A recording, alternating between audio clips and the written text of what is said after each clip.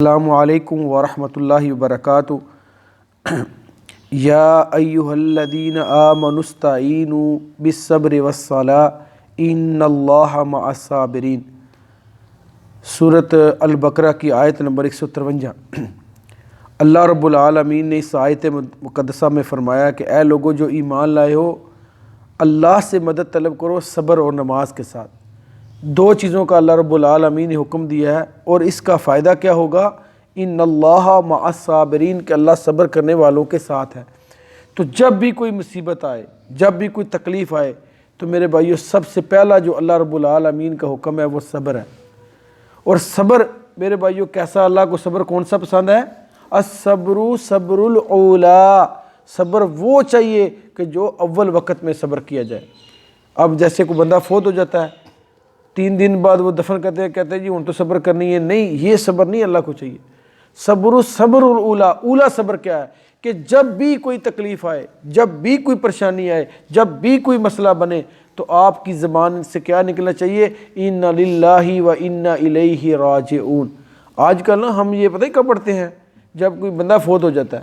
نہیں میرے بھائیو، آپ کی سوئی گم گئی ہے، آپ کے بوٹ کا تسمہ گم گیا ہے، لائٹ چلی گئی ہے، آپ نے فوراً کیا پڑھنا ہے؟ ان للہ و انا الیہ راجعون، کہ ان للہ بے شک اللہ کے لیے ہے، اور ان للہ و انا الیہ ہم نے اللہ کی طرف لوٹ کر جانا ہے، اور سب نے اللہ کی طرف جانا ہے۔ تو ساتھ میں یہ دعا بھی پڑھ لیں، اللہم اجرنی، میرے ساتھ پڑھیں جی، اللہم اجرنی فی مصیبتی و اخلف لی خیرا منہا۔ اللہم اجرنی، اللہ مجھے اجر عطا فرما، فی مصیبتی، میری اس مصیبت کے اندر۔ یہ ہے صبر اولا جو اللہ تعالیٰ کو پسند ہے، کہ فوراً اللہ کے کلمات، شکر کے کلمات بولے، اور ساتھ میں دعا بھی پڑھ دی، اللہم اجرنی فی مصیبتی و اخلف لی خیر منہا، کہ اللہ مجھے اس میری مصیبت میں اجر عطا فرما، و اخلف لی خیر منہا، اللہ مجھے اس سے بہتر بدلہ عطا فرما۔ تو یہ دعا پڑھیں، الصبر صبر الاولا، اول وقت میں۔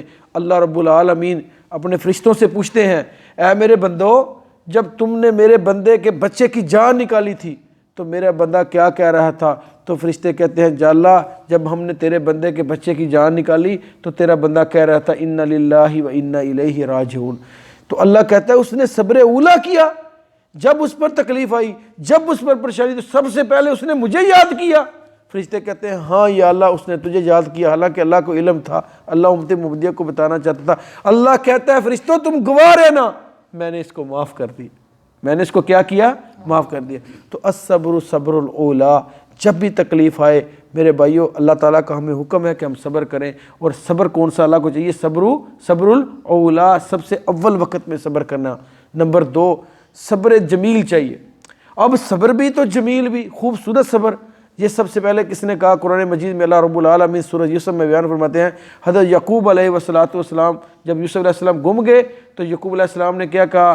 فصبر جمیل، کہ میں صبر جمیل کرتا ہوں، صبر واللہ مستعان علی ما تصفون، فرمایا کہ اس پر جو تم بیان کرتے ہو میں اس پر صبر کرتا ہوں۔ تو میرے بھائیو صبر جمیل کیا ہے؟ کہ خوبصورت صبر کرنا، یعنی کہ جزا نہیں، فضا نہیں، لوگوں کو کپڑے اٹھا کے بتاؤ میری بنین بھی پھٹ گئی نیچے سے، میں تو ماریا گیا، میرے تو کاروبار دا بیڑا ہی غرق ہو گیا، ایسے کرتے ہیں نا بندے۔ ایسا نہیں کرنا، لوگوں سے شکوہ نہیں کرنا۔ تو حضرت یعقوب علیہ السلام کس سے شکوہ کرتے تھے؟ انما اشکو بسی و حزنی الی اللہ، وہ کہتے تھے کہ میں اپنے غموں کی، اپنے دکھوں کی شکایت کس سے کرتا ہوں؟ اللہ سے کرتا ہوں، لوگوں کے سامنے نہیں رونا۔ یہ ہے صبر جمیل، خوبصورت صبر۔ تو اپنے غموں کی شکایت کس کو کرنا؟ اللہ کو کرنا۔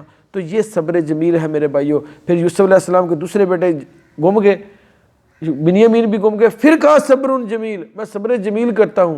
تو میرے بھائیو یہ صبر جمیل، یہ صبر کرنا، یہ اولو العزم پیغمبروں کا کام ہے۔ تو حضرت عائشہ رضی اللہ عنہا پر جب تہمت لگی تو انہوں نے بھی یہ کہا وصبر جمیل واللہ مستعان علی ما تصفون، کہ میں بھی اپنے باپ یعقوب علیہ السلام کی طرف صبر جمیل کرتی ہوں۔ تو اس لیے اللہ تعالیٰ کا یہ حکم ہے، جب بھی کوئی تکلیف آ جائے، جب بھی کوئی پریشانی آ جائے، تو ہم اس پر کیا کریں؟ صبر کریں۔ پہلی بات کہ انسان پر تکلیف 2 وجہ سے آتی ہے۔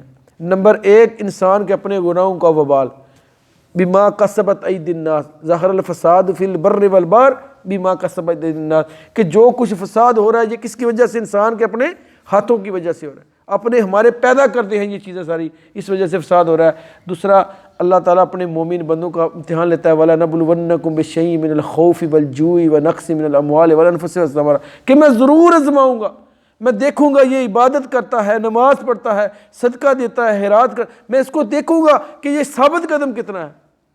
تو اللہ تعالیٰ دونوں صورتوں میں آزماتا ہے، یعنی کہ ایک تو ہمارے تو دونوں چیزوں میں دونوں تکلیفیں آ جائیں، پریشانیاں آ جائیں، چاہے ہمارے ہاتھوں کا وبال ہو یا اللہ کی طرف سے امتحان ہو، تو ہم نے کیا کرنا ہے؟ صبر جمیل، ہم نے صبر کرنا ہے۔ الصبر صبر الاولا، اور دوسری چیز ہے وستعینوا، اللہ تعالیٰ بالصبر والصلاۃ، نماز قائم کرنی ہے۔ وسجد واقترب، میرے بھائیو بڑی بڑی پریشانیاں آ جائیں، فوراً کلمات بولیں، انا للہ و انا الیہ راجعون، فوراً سجدے کی طرف متوجہ، لمبا سجدہ کریں اپنے رب کے ساتھ، اپنے غموں کی شکایت سجدے میں اپنے رب کے ساتھ کریں، دو چار آنسو بہا دیں، وستعینوا بالصبر والصلاۃ، نماز کے ساتھ۔ اور جب آپ سجدہ کریں گے وسجد واقترب، آپ اللہ کے قریب ہو جائیں گے۔